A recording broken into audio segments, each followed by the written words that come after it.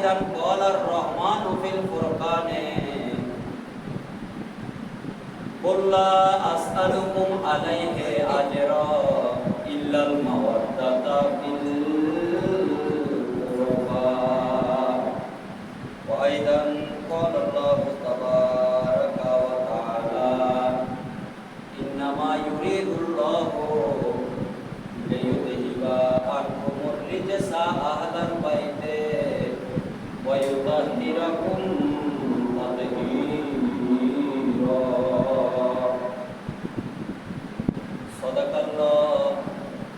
صدق الله مولانا العظيم وفي الحديث عن أبي ذر الغفاري رضي الله تعالى عنه وهو آخذ بباب الكعبة قال النبي صلى الله عليه وسلم إن مثل وفي رواية وإنما على أهل بيت فيكم مثل وفي رواية مثل سفينة فمن ركبها نجا ومن تخلف عنها هلك وأيضا قال رسول الله صلى الله عليه وسلم تركت فيكم أمرين لن تضلوا ما إن تمسكتم بهما كتاب الله وإترتي أي أهل بيتي صدق الله مولانا العظيم وصدق رسوله النبي الحبيب الكريم मुझे मुसाफिर समझो मैं आया नहीं हो लाया गया हो मुझे फवालो मुसाफिर समझो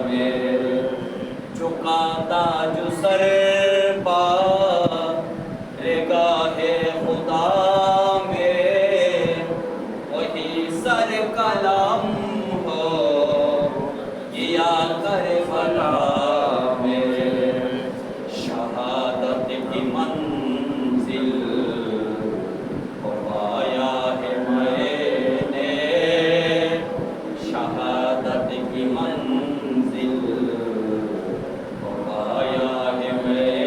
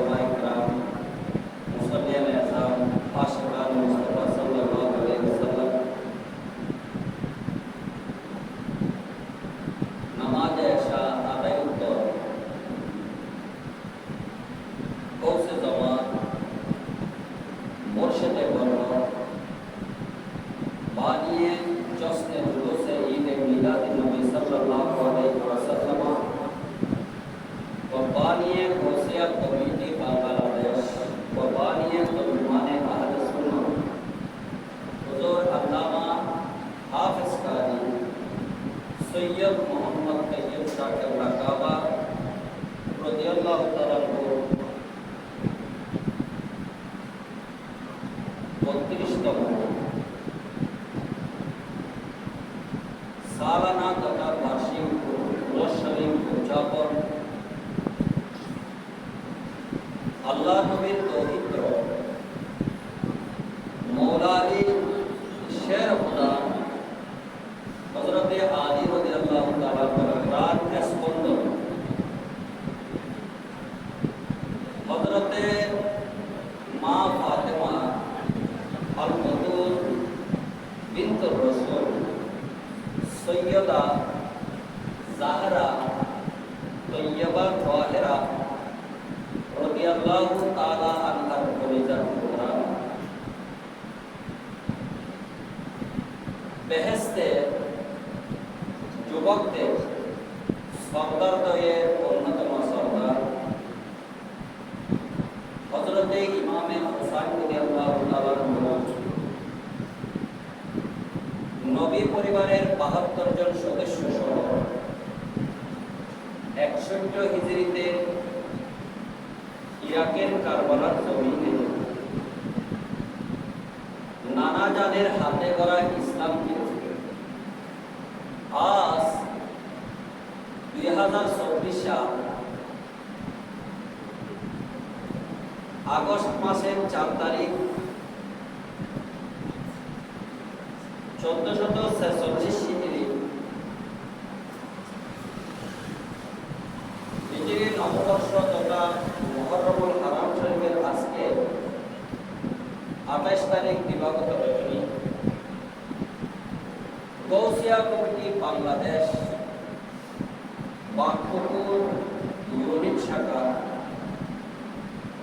রাউজান পৌরসভা এর উদ্যোগে আয়োজিত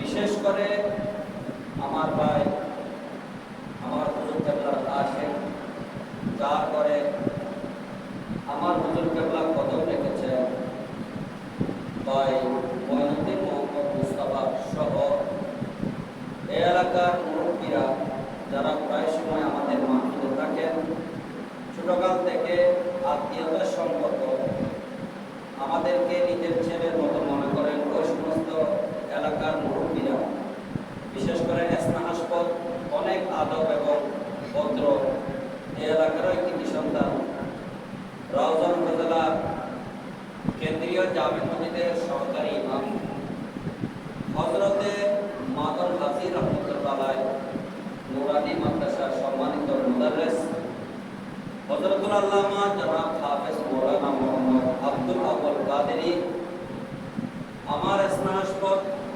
রাউজান দারুল ইসলাম কামিল মাদ্রাসার বর্তমান আলিম পরীক্ষার্থী, অনেক ভদ্র এবং শিষ্টাচার এর অধিকারী হাফেজ মোহাম্মদ আব্দুর রহমান কাদেরী সহ পর্দানসীন মাইকের আওয়াজ যতটুকু যাচ্ছে আমাদের মা ও বোনেরা যে যেখানে বসে আজকের এই মাহফিল শুনছেন তারা সহ নামাজে আসার পরে যারা বিছানায় না শুতে পারেন না ওই ধরনের মুরব্বীরা, যাদের মুখের দাড়ি সাদা হয়ে গিয়েছে, অন্তরের মধ্যে কবর এবং মৃত্যুর ভয় চলে আসছে, ওই ধরনের মুরব্বীরা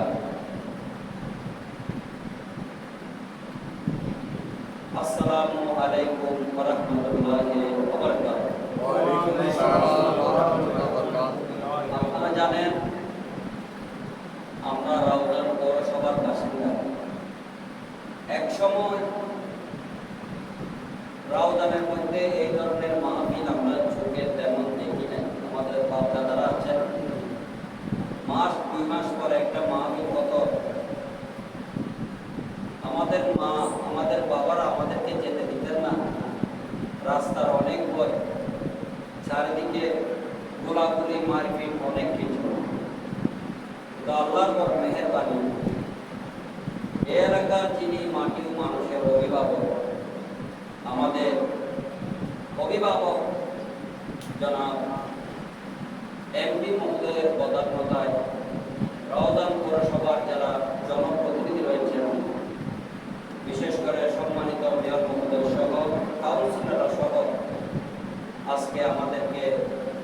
শান্ত এবং পরিবেশ বান্ধব একটা রাউদান উপহার দিয়েছেন, যার কারণে আজ এই রাউদান পৌরসভা পাকপুকুরি শাখা বসে কমিটি থেকে আজকে আমরা সৌদায় করবালার মাহফিল বসে জমান হুজুর কাবলা তেজরা রহমাতুল্লাহ সাহেবের মাহফিল উপহার পেয়েছি। উচ্চ স্বরে বলি সুবহানাল্লাহ।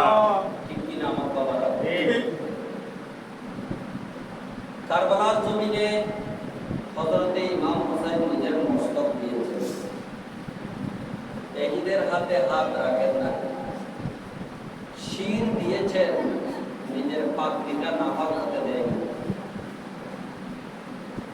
দুগ্ধপুষ্য শিশু হযরত সৈয়দনা আলী আসগর রাদিয়াল্লাহু তাআলা থেকে শুরু করে একে একে নবী পরিবারের ৭২ জন, নিজের বড় ছেলে আলী আকবর, ছোট ছেলে আলী আসগর, ভাই মুসলিম বিন আকিব, তাদের মাসুম ২ জন বাচ্চা মোহাম্মদ এবং ইব্রাহিম, ভাতিজা বোনের ছেলে, এভাবে ৭২ জন শহীদকে শাহাদাতের পেয়ালা পান করতে হয়েছিল। আজ পর্যন্ত সেই ইসলাম আমরা পাওয়ার জন্য সে মুহররম যখন আসে, সেই কথাগুলো স্মৃতিগুলো আমাদের কাছে বেশি ওঠে। কবি সেই জন্য কত সুন্দর করে বলেছিলেন, নীল শিয়া আসমান, লালে লাল দুনিয়া, আম্মা লাল তেরি ফুল কিয়া দুনিয়া, খাদে কোন প্রদশী কারবালা পুরাতে, সেই খাদনে আসো আদে সীমারে দিন ছোড়াতে। কত মুহররম এলো গেল চলে বহুকাল, বলি দেব আজি সেই শহীদেরই বহুলাল।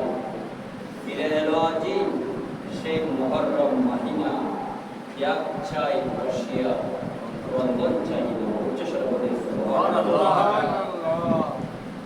যারা ইমাম হুসাইনকে শহীদ করেছিল তারা নামধারী মুসলমান, তাদের কাতারে কোরআনে হাফেজ ছিল, মুফতি ছিল, মসজিদের খতিব ছিল, কিন্তু আওলাদে রাসূলের গলায়, যে গলায় আল্লাহর নবী অগণিত গণনা ছাড়া চুমকে সুবহানাল্লাহ, যে ঘরে হযরতে জিবরিল আমিন আলাইহিস সালাম উইদাউট পারমিশন, এজাজত অনুমতি ছাড়া ঢুকতেন না, সে আহলে বাইতের প্রতি কত আচরণ তারা করেছে।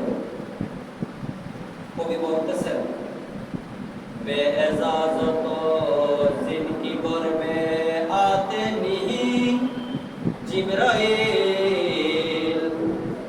বেএজাজত জিনকি গরবে জিবরাইল आते नहीं,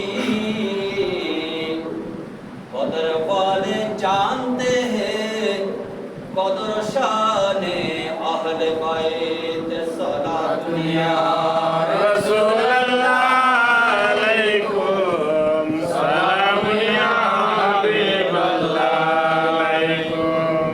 স্পষ্ট হয়ে গেল।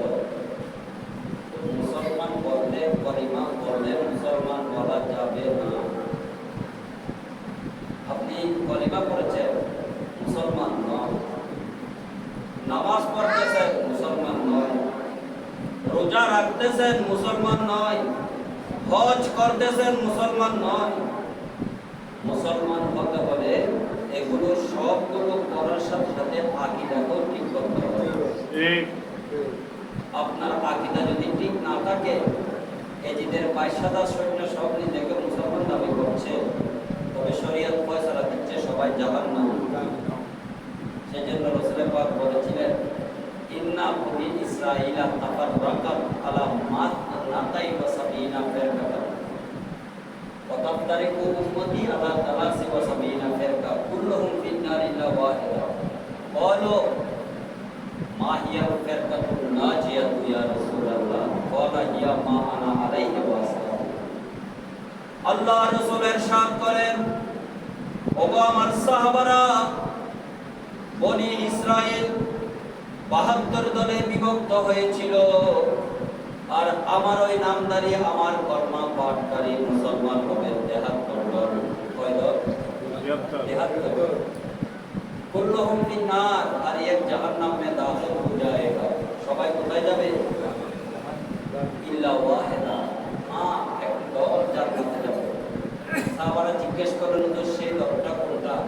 রাসূল পাক বলেন 2024 সাল আগস্টের 4 তারিখ 1446 হিজরি মাহে মুহররমুল হারাম শরীফের 28 তারিখ আখেরি রজনী আমার দুই মিত্র, যাকে আমি বেহেশতের যুবকদের সর্দার বলেছি, বেহেশতের দুই ফুলের এক ফুল বলেছি, আলা হযরত বলছেন, কিয়া বাত রাজা উস সেমনস্তানে করম কি, কিয়া বাত রাজা उस सेमनस्तान करम की जहरा है बोली जिसके हुसैन और हसन और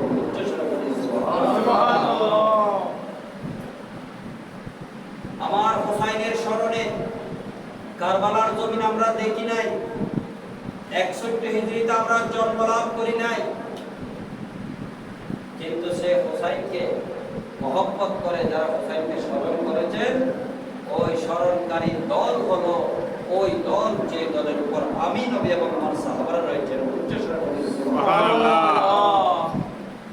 সেই জন্য এই বিয়াদবদের প্রতি ঘৃণা করে শামে কারবালা এই কিতাবের মধ্যে বলা হয়েছে, আহলে বাইতে পাকের প্রতি ঘৃণ্যদের এই আচরণ, খোদার লানত, নবীর লানত ওদের প্রতি, আহলে বাইতের হে দুশমন।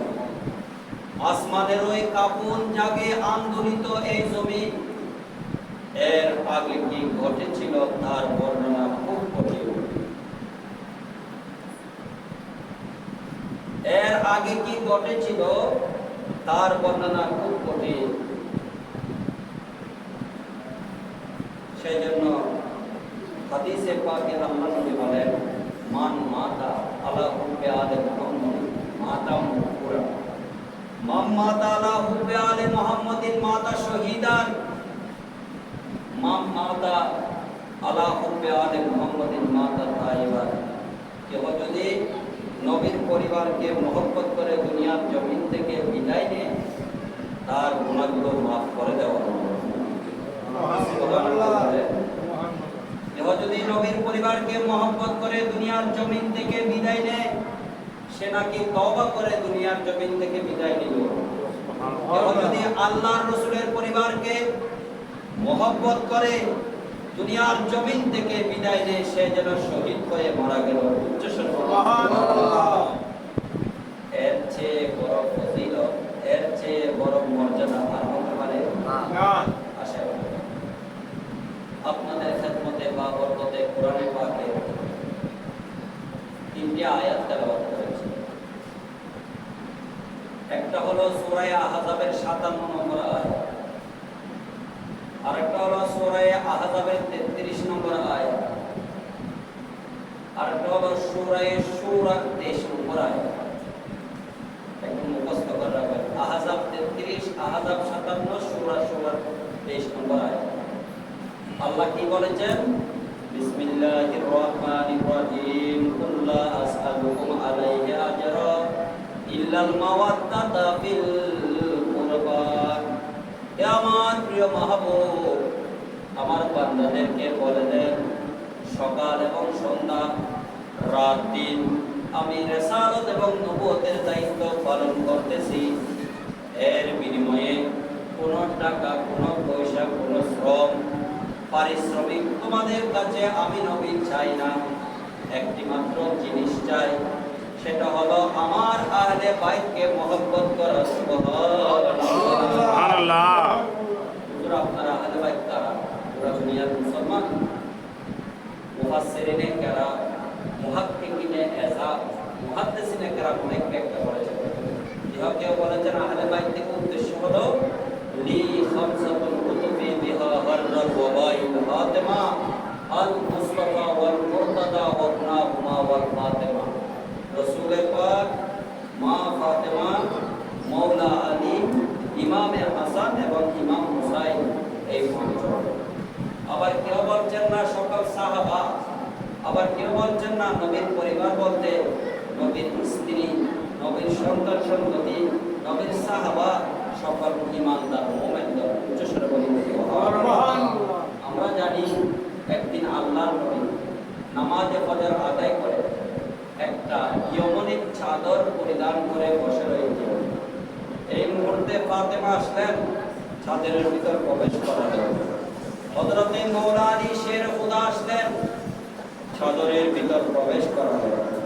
হযরতে ইমামে হাসান হুসাইন আসলেন চাদরের ভিতর প্রবেশ করে তাদেরকে জড়িয়ে ধরে বলতেছেন, আল্লাহুম্মা হাউলায়ে আহলু বাইতি ওয়া খাসাতি ফাআদিহি আনহুমুর রিজসা ওয়া তাহহিরুহুম তাতহীরা।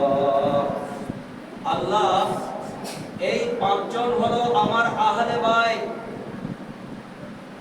আল্লাহ, এই পাঁচজন হলো আমার আহলে বাইত, তাদের থেকে নাপাক দূর করে দিন এবং তাদেরকে পবিত্র করার মতো পবিত্র করুন। উচ্চস্বরে বলি সুবহানাল্লাহ। হযরতে মা উম্মে সালমা রাদিয়াল্লাহু তাআলা আনহা তখন সেখানে উপস্থিত ছিলেন। উনি বলছেন, হুজুর, আমাকেও আপনার পরিবারের মধ্যে কি একটু ঢুকাই দিবেন? রাসূল পাক বলেন, না, আল্লাহর পক্ষ থেকে আমার পরিবার হিসেবে কয়জন নির্ধারিত হয়ে গিয়েছে? আপনি আমার স্ত্রী, আল্লাহ আপনাকে মুসলমানদের মা বলেছেন, সকল মুসলমানদের মা। এটাও ফজিলত মর্যাদা কম নয়, এটাও গুরুত্ব কম নয়। সুতরাং আপনি আপনার সাথে সম্মানে থাকেন আর আমার আহলে বাইতরা আমার সম্মানে থাকুন। উচ্চস্বরে সুবহানাল্লাহ। দেখেন, দুনিয়ার জমিনে কত ঘটনা ঘটেছে,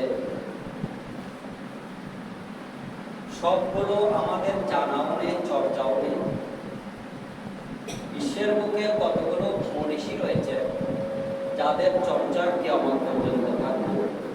ইমামে হুসাইন, ইমাম হাসান, গৌসুল আজম দস্তগীর, গরিবে নওয়াজ, আমার শাহীন শাহে সিরকুল। উচ্চস্বরে বলি সুবহানাল্লাহ। তার কারণ কি? আমরা জানি মানলাহুল মওলা ফালাহুল কুল, মানলাহুল মওলা ফালাহুল কুল। যার জন্য আল্লাহ রয়েছেন তার জন্য সবকিছু রয়েছে। সুবহানাল্লাহ। ফাদকুরুনি আযকুরকুম। তোমরা যদি গোটা দুনিয়ার এই হায়াতে যদি আমাকে স্মরণ করো, কিয়ামত পর্যন্ত তুমি বান্দার স্মরণ আমি আল্লাহ জমিনের মধ্যে রাখবো। সুবহানাল্লাহ। সেই জন্য এই হাদিসটা বারবার শুনেছেন ওলামায়ে কেরামের জবানে। সেটা কি? আল্লাহ রাসূল বলেছেন, হযরত আবু হুরায়রা রাদিয়াল্লাহু তাআলা হাদিস, ইদা আহাব্বাল্লাহুল আবদা নাদা জিবরাইলা ইন্নাল্লাহা ইউহিব্বু ফুলানান ফাআহিব্বাহু ফায়ুহিব্বুহু জিবরাইলু ফায়ুনাদি জিবরাইলু ফিস সামাই ইয়া আহলাস সামা ইন্নাল্লাহা ইউহিব্বু ফুলানান ফাআহিব্বুহু ফায়ুহিব্বুহু আহলুস সামাই ফায়ুদাউ লাহুল কবুলু ফিল আরদে। আপনারা কি আমার কথা স্পষ্ট বুঝতেছেন? জি।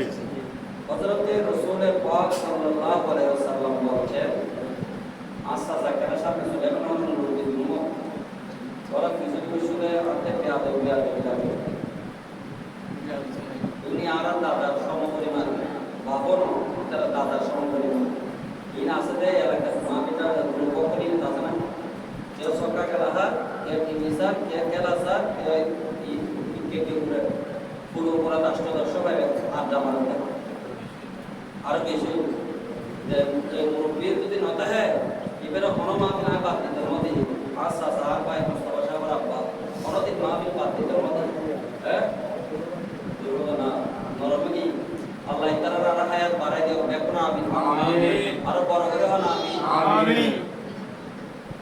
আল্লাহ রাসূল ইরশাদ করেন, ওগো আমার উম্মত, আল্লাহ যখন কোনো বান্দাকে ভালোবাসেন হযরতে জিবরাইলকে ডাকতেন, জিবরাইল তুমি কোথায়? আল্লাহ কি সিদরাতুল মুনতাহায় আছি, অমুক জায়গা আছে। শোনো শোনো, আমি আমার প্যারা নবী নুরুন নবী কামলিওয়ালা নবীর দুই নাতি হযরতে ইমাম হাসান হুসাইনকে ভালোবাসি। আল্লাহ রাসূল বলেন আল্লাহুম্মা ইন্নী উহিব্বুহুমা, ও আল্লাহ আমি হাসান হুসাইনকে ভালোবাসি। ফাহিব্বা মান ইউহিব্বুহুমা, যারা আমার হাসান হুসাইনকে ভালোবাসে তুমি আল্লাহ সেই বান্দাকে ভালোবাসো। সুবহানাল্লাহ।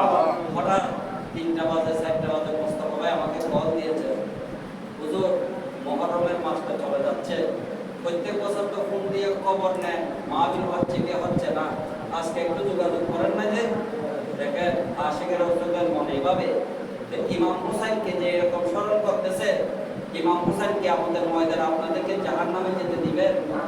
আওয়াজ দিয়ে বলেন না দিবেন? আমার প্যারা নবী সাল্লাল্লাহু তাআলা আলাইহি ওয়াসাল্লাম বলেন আল্লাহ যখন কোন বান্দাকে ভালোবাসেন জিবরাইলকে ডেকে বলেন জিবরাইলে আমি মুসাফা রহমাতুল্লাহ আলাইহিকে ভালোবাসি, হযরত মুজিবুল্লাহ সুলতানপুরীকে ভালোবাসি, আদম বরহাকে ভালোবাসি, করুণালী শাহকে ভালোবাসি, মুফতি এজাবতুল্লাহ করিমুল্লাহ আব্দুল আজিজ নকশবন্দিকে ভালোবাসি, আকবর শাহকে ভালোবাসি, ইমাম হুসাইন ইমাম হাসানকে ভালোবাসি, কৌসে পাক গরিবে নওয়াজকে ভালোবাসি, তুমি জিবরাইলও ভালোবাসো। সুবহানাল্লাহ সুবহানাল্লাহ। জিবরাইল বলেন আল্লাহ আপনি যাকে ভালোবাসেন আমি অবশ্যই তাকে ভালোবাসি। সুবহানাল্লাহ। জিবরাইল বলেন আল্লাহ একটু অনুমতি দিবেন আমি একটু আসমানে যেতে চাই। যাও আসমানে। সকল ফেরেশতাদেরকে ডেকে জিবরাইল বলতেছেন ও আসমানের বাসিন্দারা একটা এলান আছে, একটা ঘোষণা আছে, একটা সংবাদ আছে, বিজ্ঞপ্তি আছে, আল্লাহ নাকি ইমাম হাসান হুসাইনকে ভালোবাসেন, তোমরাও ভালোবাসো। আসমানের সকল ফেরেশতারা একই আওয়াজে বলেন ও জিবরাইল তোমাকে সাক্ষী রেখে বলছি আমরা সকল ফেরেশতারা ইমামে হাসান এবং ইমাম হুসাইনকে ভালোবাসি। চিৎকার দিয়ে বলেন সুবহানাল্লাহ। আল্লাহ রাসূল বলেন উম্মত দুনিয়ার জমিনে জিবরাইলকে আসতে হয় না, অটোমেটিকলি দুনিয়ার বাসিন্দারা হযরতে ওই হাসান হুসাইন এবং আল্লাহ যাকে ভালোবাসেন ওই বান্দাকে ভালোবাসেন। সুবহানাল্লাহ। আপনি পরীক্ষা দেওয়ার পর পাস করবেন না ফেল করবেন বলতে পারবেন? যে দেওয়ার আগে বলতে পারবেন না। আল্লাহ রাসূল বলতেছেন 5টা জ্ঞান আল্লাহ আল্লাহ রাসূল ছাড়া আর কেউ জানেন না, কোরআনে আছে সেটা। ফি খামসিন লা ইয়ালামুহুন্না ইল্লাল্লাহ ওয়া মা তাদরি নাফসুন ওয়ালা বিআইয়ি আরদিন তামুত ওয়ালা তাদরি নাফসুন বিআইয়ি আরদিন তামুত, আমি কোথায় কখন মারা যাব আমি জানি না। মায়ের ওয়া মা তাদরি নাফসুন বিআইয়ি আরদিন তামুত, বান্দার রিজিক কি, কালকে কি খাবে না খাবে বান্দা জানে না, কখন বৃষ্টি হবে জানে না, মায়ের গর্ভের মধ্যে কি আছে মাহফিল আরহাম জানে না। 5টি জ্ঞান মাতা তাকুমুস সাআতু, কিয়ামত কখন হবে আল্লাহ এবং আল্লাহ রাসূল ছাড়া কেউ জানে না। সেজন্য জিবরাইল আলাইহিস সালাম যখন মানুষের আকৃতি ধারণ করে নবীর দরবারে এসে জিজ্ঞেস করলেন হুজুর মাতা সা কিয়ামত কখন, রাসূল পাক জবাবে বলেছেন মাল মাসউলু আনহা বিআলামা মিনাস সাইল, জিবরাইল আমি কিয়ামতের তারিখ বলে দিলে মানুষ দুনিয়াদারি ছেড়ে দিবে, মানুষ চাকরি বাকরি ছেড়ে দিবে, মানুষ দুনিয়াতে বসবাস করতে চাইবে না, আল্লাহর ভয়ে কাঁদতে থাকবে। এই রহস্যটা আমি জানি, আল্লাহ জানেন, তুমিও জানো, এটা আমাদের মধ্যে থাক, মানুষের কাছে প্রকাশ করার বিষয় নয়। সুবহানাল্লাহ। হযরত জিবরাইল আমাকে কিছু নিদর্শন বলেন, এই জিনিস দেখা গেলে কিয়ামত হবে, তখন জিবরাইল স্যার কে আল্লাহর নবী কিছু নিদর্শন বলেছেন। কি অনেক লম্বা হাদিস। একটা বলেছেন আনতালিদাল আমাতু রব্বাতাহা, মা তার সন্তানকে জন্ম দিবে, এইভাবে সন্তান মাকে দাসী মনে করবে আর মা সন্তানকে নিজের মালিক মনে করবে। ওয়ান তারা আল উফাতা আল উরাতা ইয়াতাতাওয়ালুনা ফিল বুনিয়ান, এক সময় পায়ে জুতা ছিল না, হাল শ্বাস করত, এক সময় জুতা সেলাই করত, দেখবে 10 তলা 12 তলা বিল্ডিং এর মালিক হয়ে বিল্ডিং এর উপর বসে বসে মানুষকে অহংকার দেখাচ্ছে।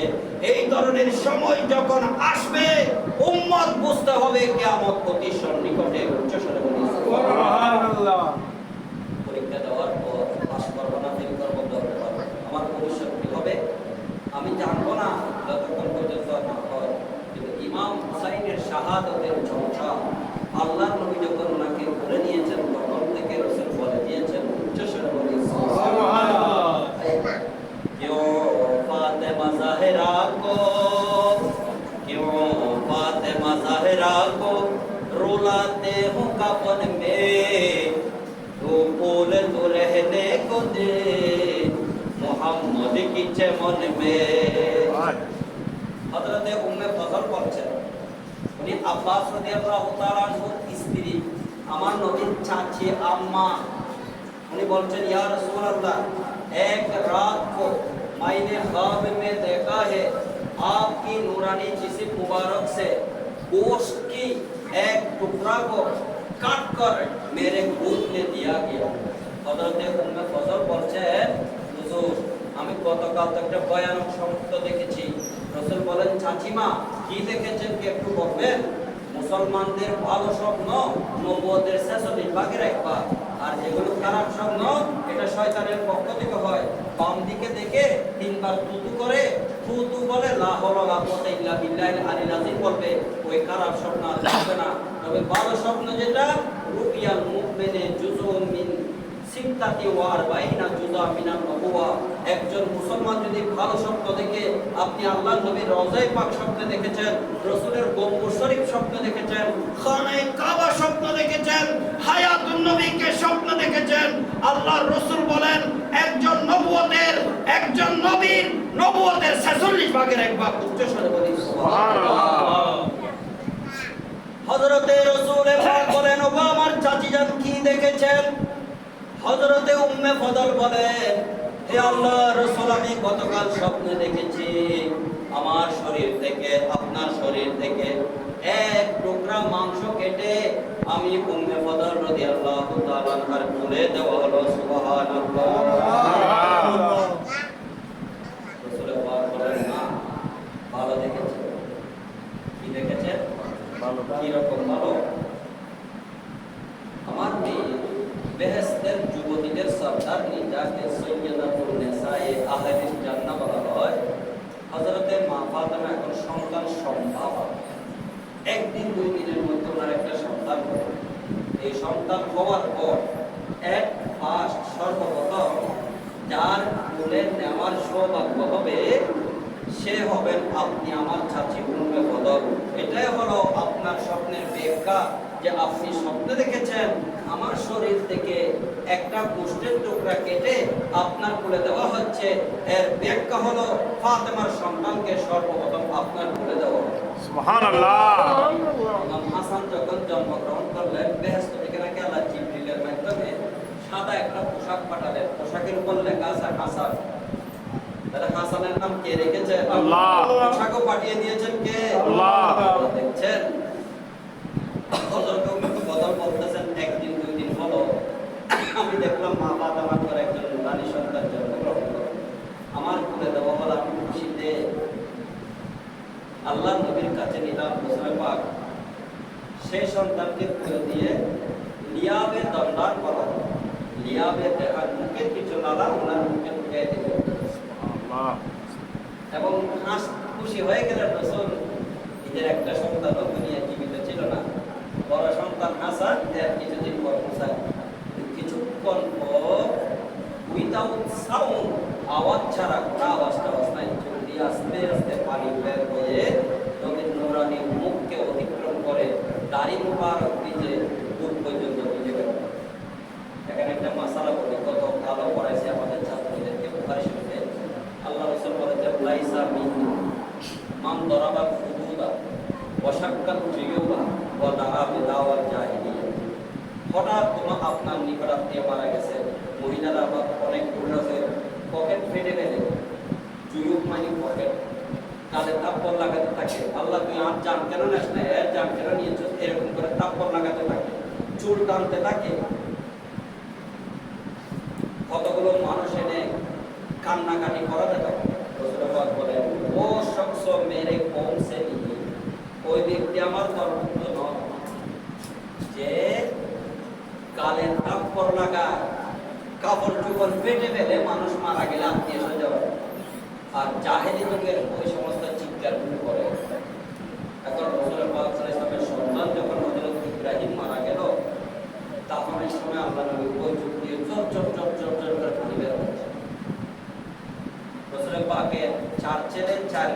মধ্যে সবাই মা খদিজার সন্তান, তবে একটা সন্তান ইব্রাহিম, ইনি নাকি হযরতে মারিয়া কিবতিয়া থেকে হয়েছে।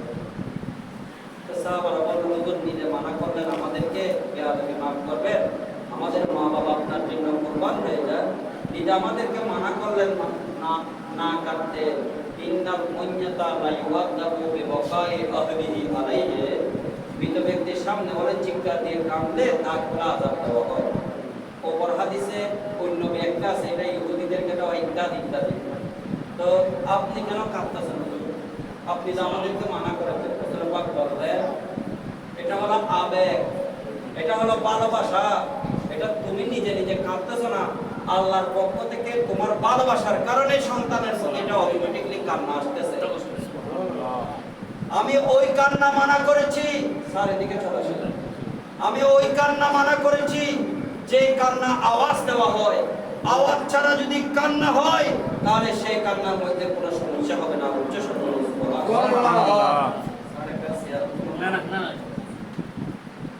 হযরতে রাসূল পাক সাল্লাল্লাহু আলাইহি ওয়াসাল্লামকে যখন মুহাম্মদ জিজ্ঞাসা করেন, হুজুর নামছেন কেন?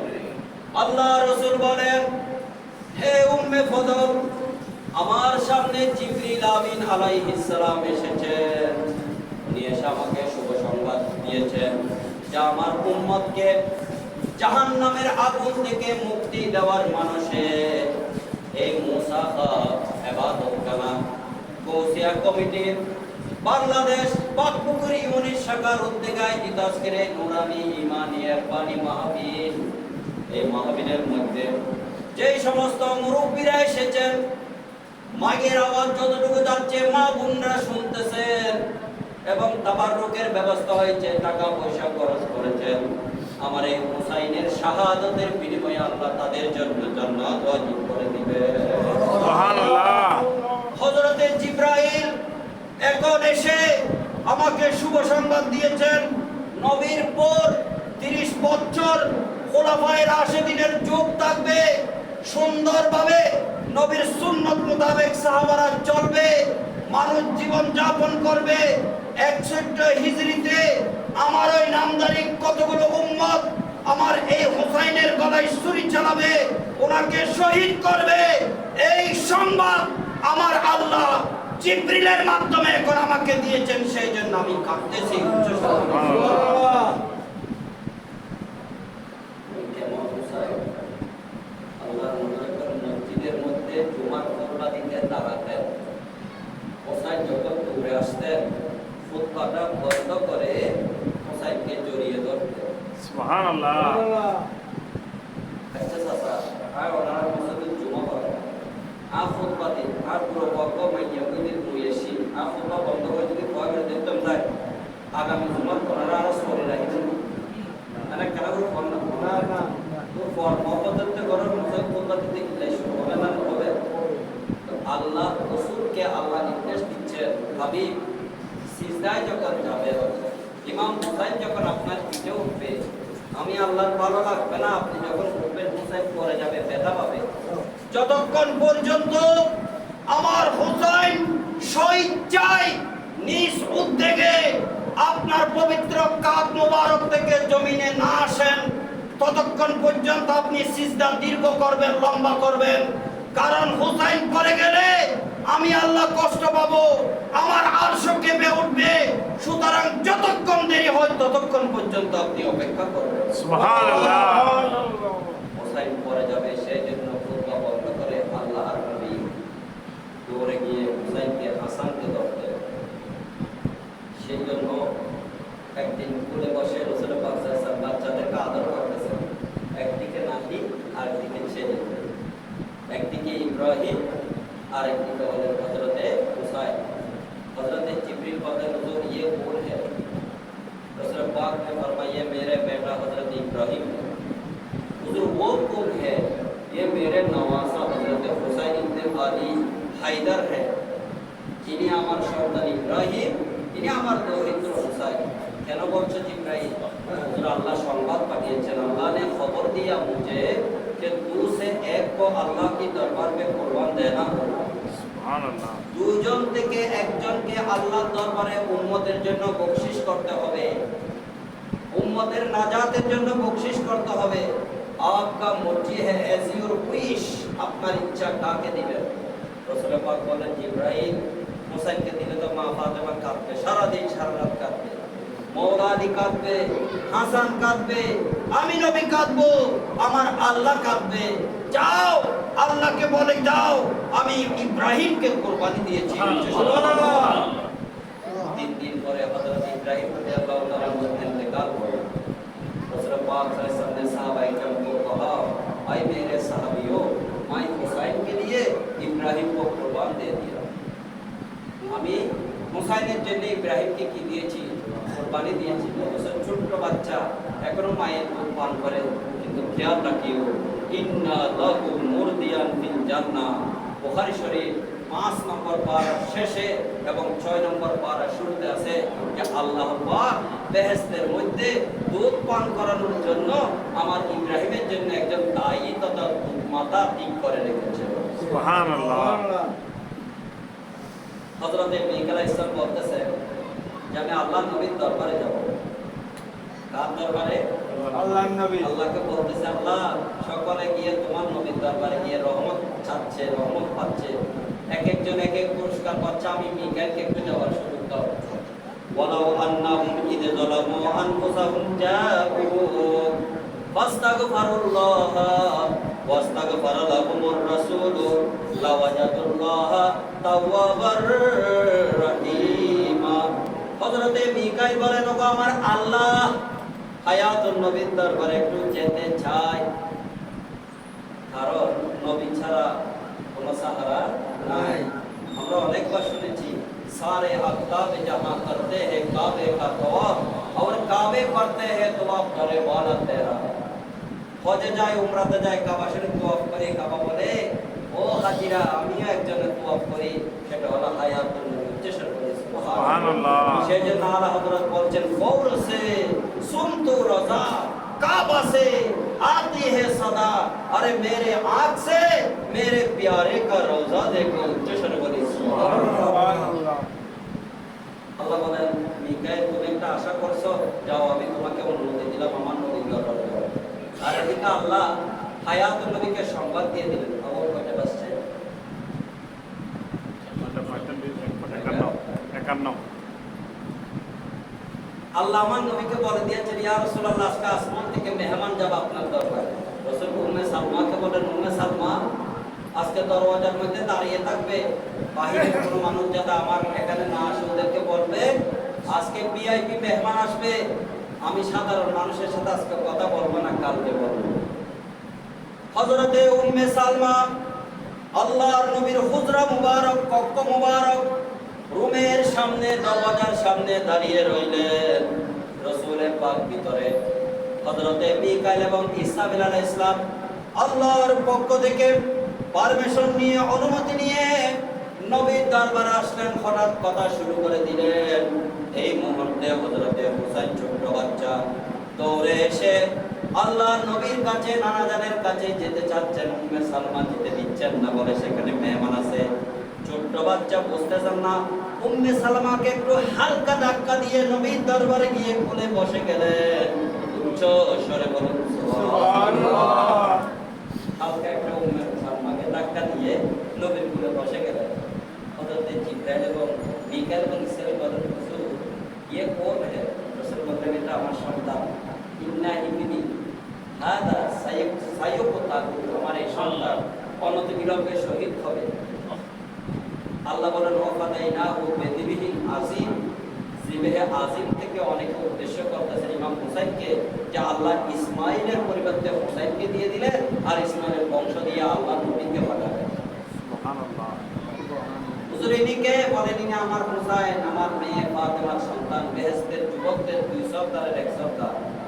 তখন হযরত ইসরাফিল এবং মিকাইল বলেন আল্লাহ খবর পাঠিয়েছেন আপনার এই সন্তান নাকি 61 হিজরিতে আপনার এই হাতে করা ইসলামকে কিয়ামত পর্যন্ত বেজাল মুক্ত রাখার লক্ষ্যে, কাটি রাখার লক্ষ্যে আপনার ওই নামদারি কতগুলো উম্মতের হাতে নির্মমভাবে শহীদ হবে।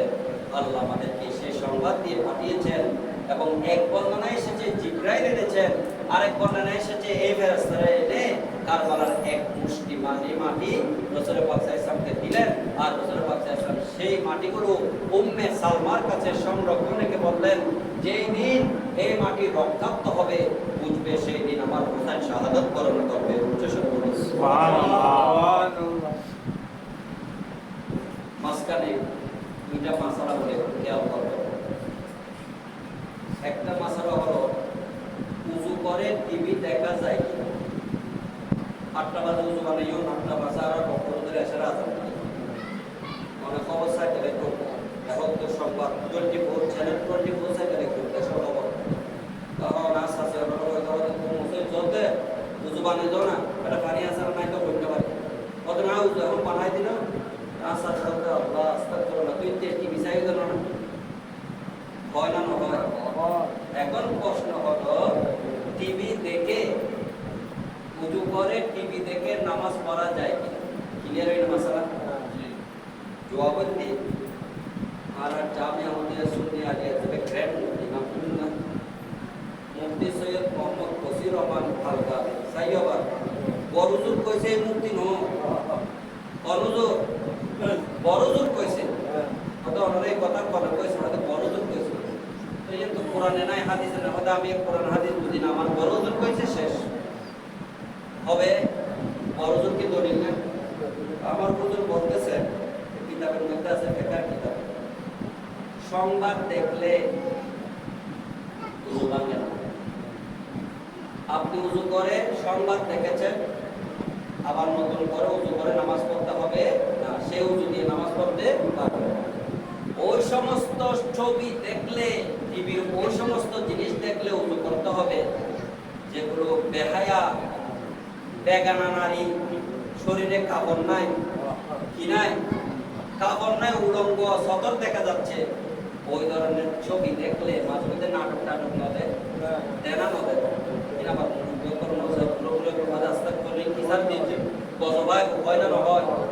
মহরম আইসি টিভির মধ্যে পর্দা লাগাই নাতি আতিকে ছবি সাইতে খুব আস্তাক পর্দা মাসল মশাই, ঠিক না বেটি? কারণ টিভির মধ্যে উযু করে সংবাদ দেখলে উযু ভাঙে না। ওই সমস্ত ছবি দেখলে উযু ভাঙে যেগুলো বেহায়াপনা, যেগুলো নির্লজ্জ, যে সমস্ত নারীদের সতন নাই, এই সমস্ত ছবি দেখলে উযু কি হয়ে যায়? দেখে যায়। তবে ফতোয়া হলো যথাসম্ভব এই ধরনের বেহায়াপনা না দেখে না দেখা। নম্বর 2 নম্বর মাসালা, আমাদের এখানে যদি 50 জন মুসল্লি থাকে, মাহফিল শোনার জন্য আসে, 20 জনের কাছে মোবাইল আছে না? আর সার অ্যান্ড্রয়েড মোবাইল আপনি মনে করে দিয়ে বাদ দিন থেকে মাহফিল দেয় ও মোবাইল দেখা দেখি আর গাড়ি প্রায় 15,000 টাকা আছে। এখন ও হইতে পারে তো আসে গেল শূন্য বুঝল না, মানে শরীর হিন্দে শরীর হইতে না পারে আর গাড়ি দেখতে মোবাইল ঘিরে হয়তো স্যার মোবাইলটা হতে ক্যাক করতে পারে আর বুঝিল না আবার তারে ফোন দিয়ে স্যার ফোন দিয়ে স্যার আয়া করে তো মোবাইল আর তো আছে দুটো মোবাইল বড় খুব আছে, তখন 500 টাকা দিয়ে মোবাইল পাওয়া যায় না? সচরাচর সবার কাছে মোবাইল। এই সাসাবো হলো নামাজের দেশে মোবাইলের রিংটোন বন্ধ করে নামাজের যাতে বক্কা সাবুদের আজিয়ে ইয়া আইয়াতুহান নাফসুল মুতমাইন্নাতুন দিয়ে শুরু করে দিয়ে কেসিবে বুঝুন না। আচ্ছা প্রথম আয়াত বলছে ওকে লাউ আনসালনা হাদাল কুরআনা একিবে পরে এক আয়াত দুই আয়াত বলছে আসাদার মোবাইল বাদ হইছে। এও পুরো মানুষ বুদ্ধি অন গরম করে, বুদ্ধি অফ গরম করে, বুদ্ধি কলেজ করে হইতে হবে কিন্তু এখন কেন সুন্দর করে খবরের তো হয় ভালো করে চাই সদায় নামাজত পড়া হতে হইল নামাজটা বলে নামাজত কথা মোবাইল তুলি লয় রিসিভ করে সদায় নামাজত তলে পড়া হতে সালাম করে এলে তল্লা কথা হইল নামাজটা বলে কথা না তাই না? এখন সিস্টেম কি? হঠাৎ আপনার নামাজের মধ্যে মোবাইলের কল আসছে বা আপনি অ্যালার্ম দিছেন, মানে 8টা AM 8 AM PM কি বলতে পারবেন না, এছাড়া আর নামাজ চলার অ্যালার্ম পাবেন। সিস্টেম হলো বাহির থেকে যদি এক হাতে বাটনটা টিপ দিয়ে বন্ধ করতে পারেন নামাজ বন্ধ হবে। বাহির থেকে এক হাতে বাদমটা যদি টিপ দিয়ে বন্ধ করেন নামাজ ভঙ্গ হবে না। বাইর থেকে পারেন নাই, হাত ঢুকাইয়ে এক হাতে বন্ধ করেছেন, তাও নামাজ ভঙ্গ হবে না। যেই মাত্র দুই হাতে বন্ধ করেছেন আপনার নামাজ ভঙ্গ হয়ে যাবে। কারণটা কি? শরীয়তে বলতেছে আমলে কসি পাওয়া গেলে নামাজ ভেঙে যাবে। আমলে কসির কাকে বলে? আমলে কসির বলা হয় নামাজের মধ্যে আপনি এমন কাজ করা, বাহির থেকে আওয়ালা আপনাকে দেখে মনে